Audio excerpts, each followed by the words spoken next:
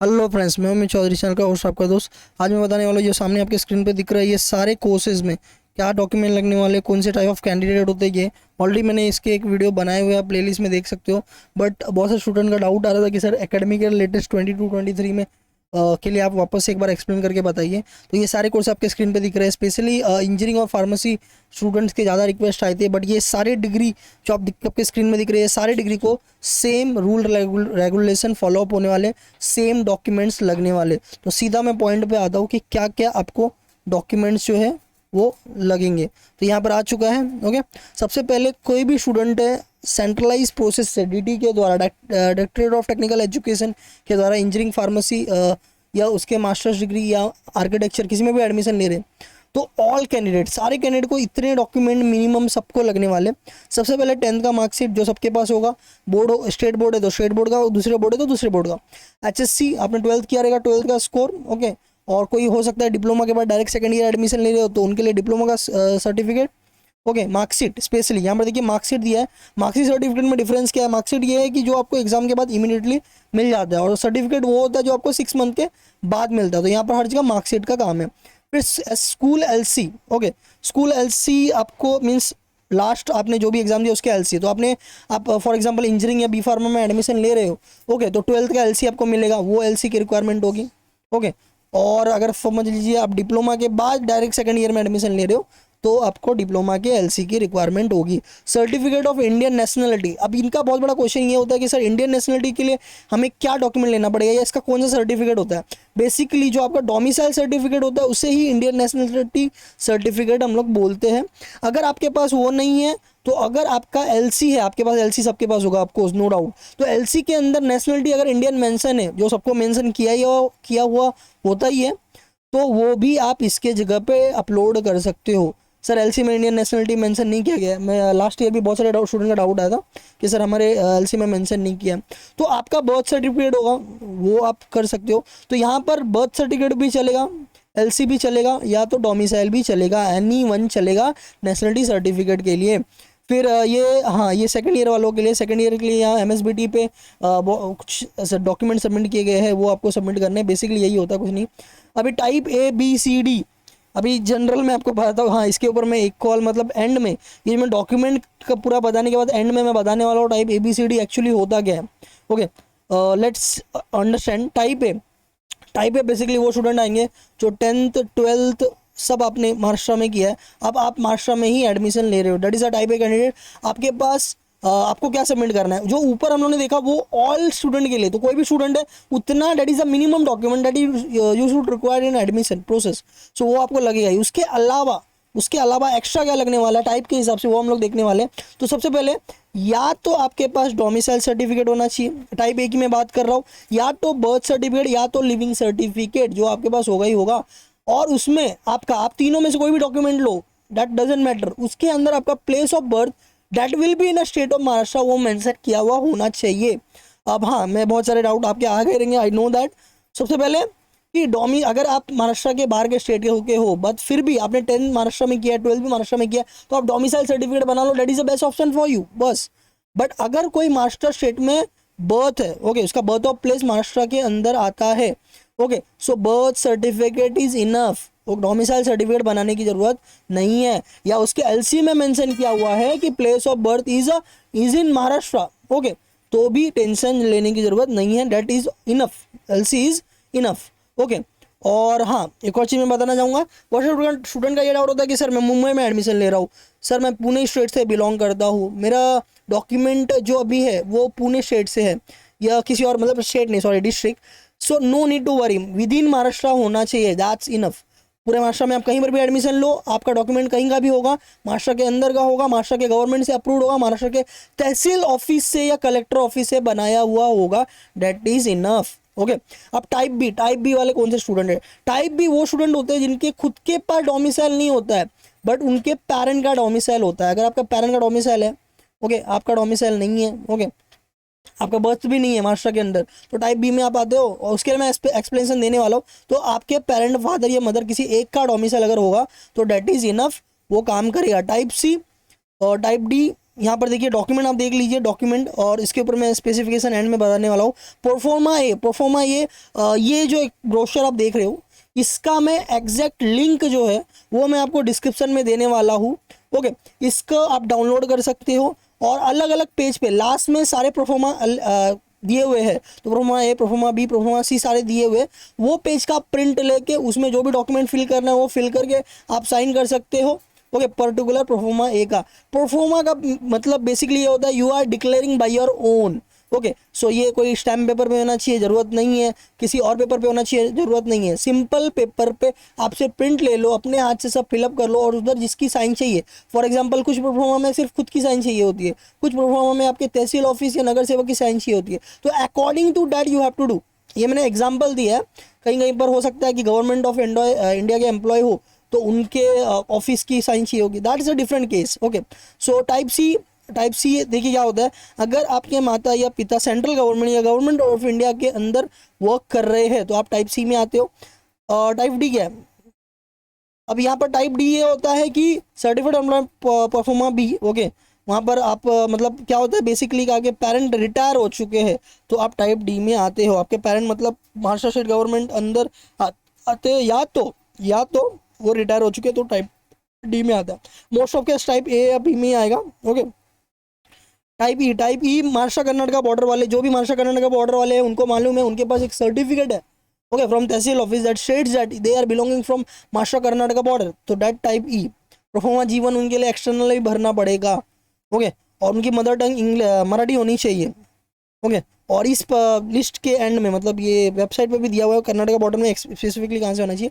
अब आ जाते हैं कास्ट वालों के लिए।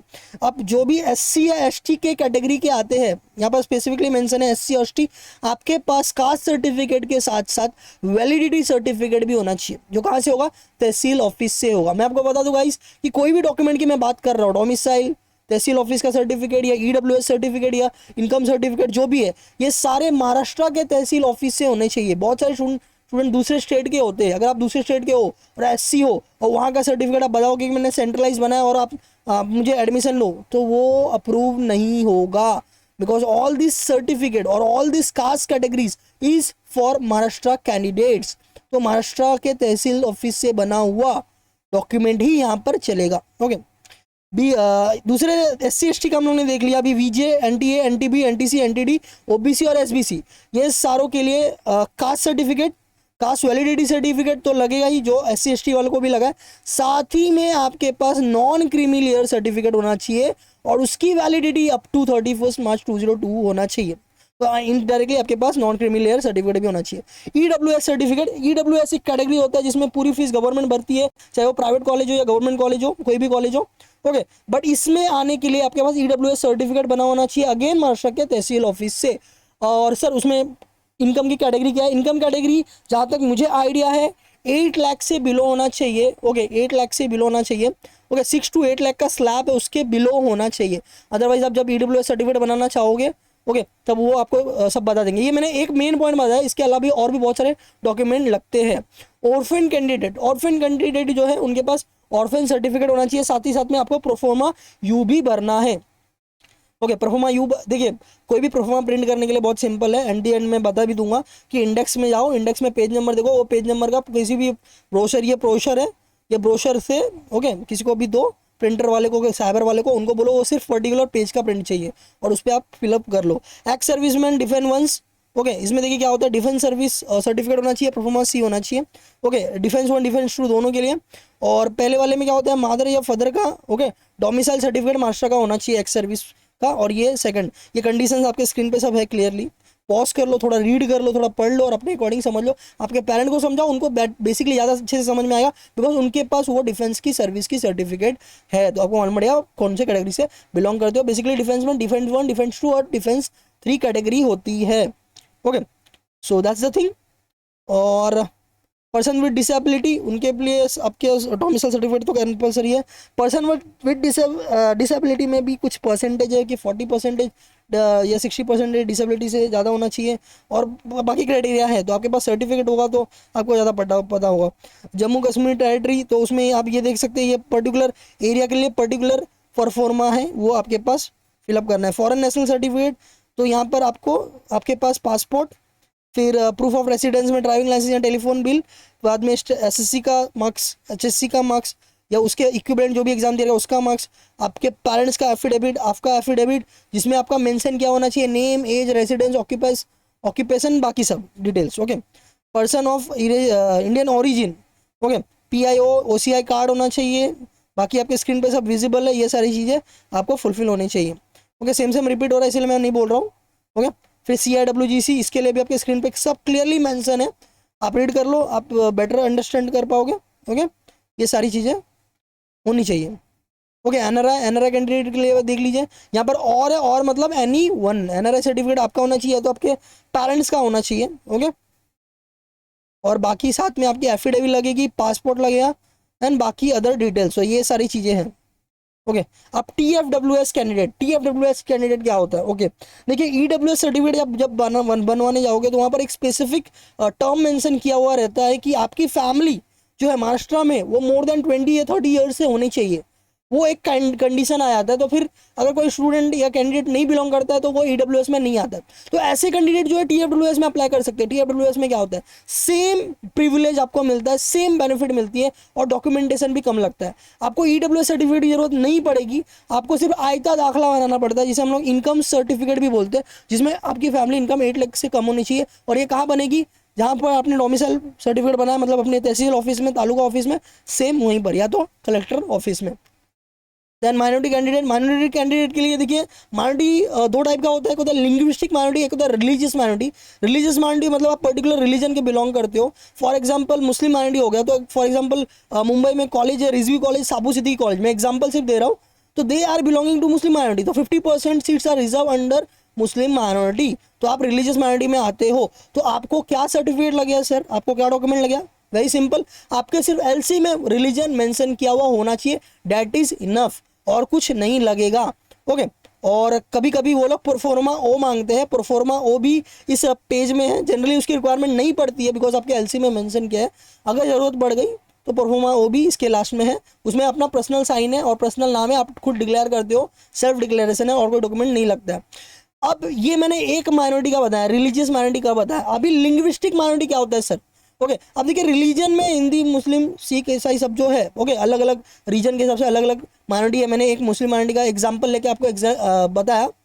अब लिंग्विस्टिक माइनॉरिटी में होता है, फॉर एग्जांपल हिंदू है, ओके, उसमें अंदर भी कुछ कॉलेजेस ऐसे होते हैं जो लिंग्विस्टिक मतलब लैंग्वेज के हिसाब से टोन ऑफ करते हैं, लैंग्वेज के हिसाब से जो है बोल सकते हैं आपकी माइनॉरिटी होता है। फॉर एग्जांपल KJ सोमैया एक मुंबई का बहुत अच्छा और बड़ा कॉलेज है, वहाँ पर गुजराती लिंग्विस्टिक माइनॉरिटी है, मतलब जो जिसका भी मदर टंग गुजराती है, ओके, और उसके LC में मेंशन किया गया मदर टंग गुजराती, तो आप उस कॉलेज में अप्लाई कर सकते हो। 50% रिजर्वेशन सीट होता है, कट ऑफ आपका कम हो जाता है। उसके लिए क्या क्या डॉक्यूमेंट लगेगा सर? जैसे मैंने बताया, सिर्फ LC में मेंशन किया हुआ होना चाहिए, date is enough. Linguistic minority के लिए मदर टंग आपका वो मेंशन होना चाहिए, जैसे गुजराती माइनॉरिटी है तो गुजराती, ओके, हिंदी माइनॉरिटी है तो हिंदी, हिंदी माइनॉरिटी में जैसे ठाकुर कॉलेज है उसमें हिंदी माइनॉरिटी है तो उसमें भोजपुरी वगैरह रहेगा आपका, ओके, तो भी चलेगा मदर टंग में। रिलीजियस माइनॉरिटी में पर्टिकुलर रिलीजन होना चाहिए, दैट इज इनफ, और कुछ नहीं लगता। यहाँ पर डोमिसाइल लिखा हुआ है, वो तो आप ऑलरेडी आपके पास है बिकॉज ऑल कैंडिडेट में डोमिसाइल लगेगा।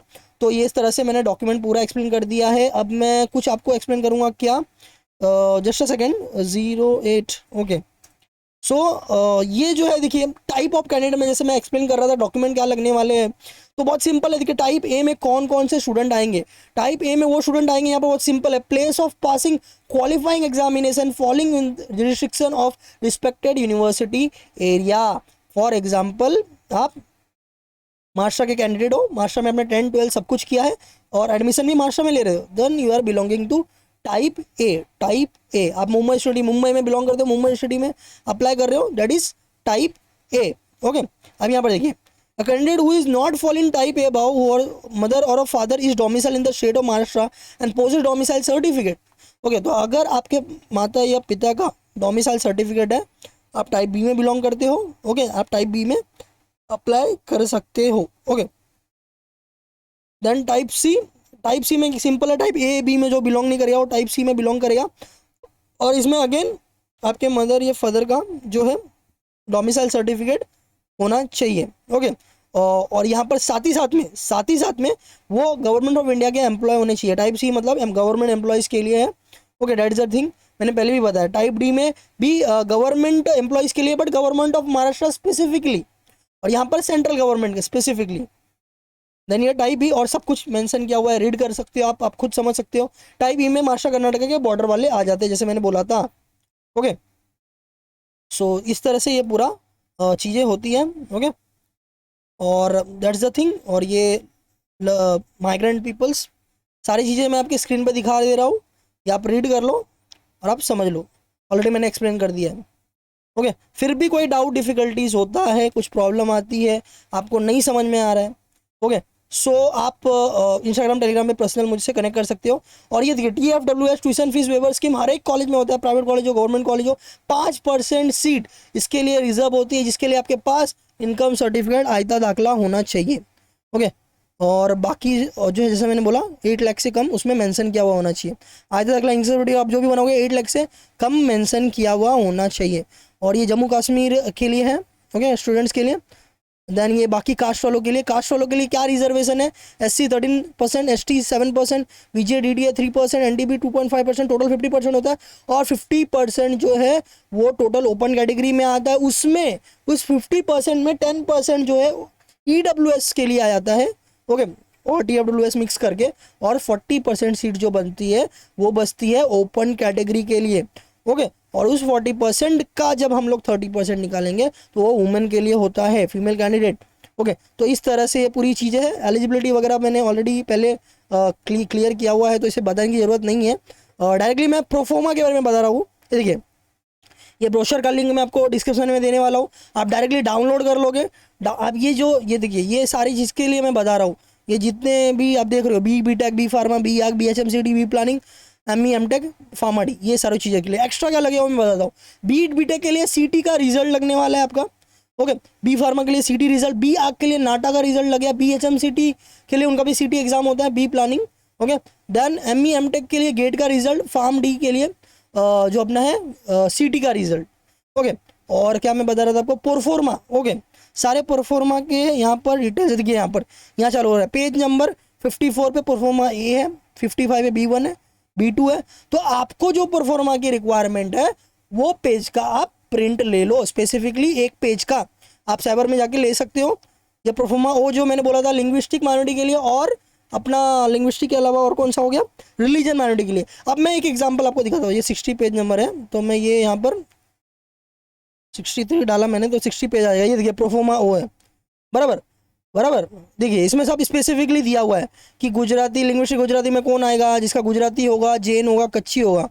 गुजराती जैन में कौन आएगा, गुजराती कच्ची में कौन आएगा, हिंदी में कौन आएगा। तो ये सारी कैटेगरी स्पेसिफिकली दी है, जो मैंने एक्सप्लेन किया इसमें बेटर वे में दिया, आपको बेटर अंडरस्टैंडिंग से आएगा। जैसे क्रिश्चियन रिलीजन माइनॉरिटी है तो क्रिश्चियन और रोमन कैथोलिक दोनों आ जाएंगे, ओके, लाइक दैट, ओके।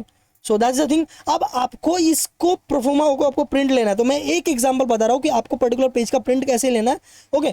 आपको साइबर में खुद करना है, हाँ। और ये दूसरी बात, मैं ये सारी डिटेल कहाँ से बता रहा हूँ, कहाँ से मुझे ये पूरे PDF वगैरह मिले, तो that is the admission brochure of technical courses by Maharashtra government of Maharashtra 2012-22, okay. I can show you here, that's a brochure, government of India state government entrance test cell. तो इनके द्वारा ब्रोशर दिया गया है, मैं अपने से कुछ डॉक्यूमेंट नहीं बना के बता रहा हूँ आपको, okay. So that's the thing. अब मुझे बताना है आपको कि प्रिंट कैसे लेना है, इस पेज का प्रिंट लेना है। प्रिंट पे आपने क्लिक किया, साइबर वाले को समझ में नहीं आएगा तो आप भी बता सकते हो। यहाँ पर ऑल के जगह पे कस्टम लिखना है, कस्टम में आपको कौन सा पेज नंबर चाहिए। अब ये पेज नंबर 1 है, ओके, 65 पेज का है, और मैंने जैसे बताया 63 पेज पर हम लोग ने देखा कि, यहाँ देखिए जस्ट अ सेकेंड, ये देखिए यहाँ पर, देखिए यहाँ पर 63 पेज नंबर है ना प्रोफोर्मा वो, तो मुझे इस पेज का प्रिंट चाहिए। तो यहाँ पर मैं, यहाँ पर ये सेव एज PDF आप कर सकते हो, ये तो प्रिंटर में डायरेक्ट कर सकते हो। कस्टम में जाके 63 पेज मैंने डाला, पेज पर सीट 1 डाला, मैंने सेव किया। जैसे मैंने सेव करूँगा ये PDF के फॉर्म में, ये मेरे फाइल्स है, कुछ भी आप नाम दे सकते हो, और मैंने सेव किया तो ये फाइल में मैंने सेव कर लिया, ओके। तो वो फाइल में सेव हो गया। अब मैं वहाँ पर जाकर डायरेक्टली वो प्रिंट दे सकता हूँ। तो इसी तरह आप किसी भी पेज का, किसी भी प्रोफोर्मा का प्रिंट ले सकते हो, जो भी प्रोफोर्मा की रिक्वायरमेंट है उसके अकॉर्डिंग। ओके सो और जो भी चाहिए, फॉर एग्जांपल मैंने बोला जिसमें लिंक, इसमें आपको कुछ नहीं करना है, आपको अपना नाम डालना है, सन डॉटर ऑफ पर्टिकुलर आपके पेरेंट का नाम, आपका ये जो भी आपका है वो रखो, बाकी कट कर दो। ओके यहाँ पर आप जो भी मदर टंग है वो आप मेंशन कर दो, एलसी में मेंशन किया हुआ है, place, date of birth, signature of candidate आपका और name of candidate. So thank you so much guys, मेरी बैटरी भी खत्म हो चुकी है और वीडियो भी खत्म हो चुका है। मिलते हैं अगले वीडियो में, thank you so much, bye bye.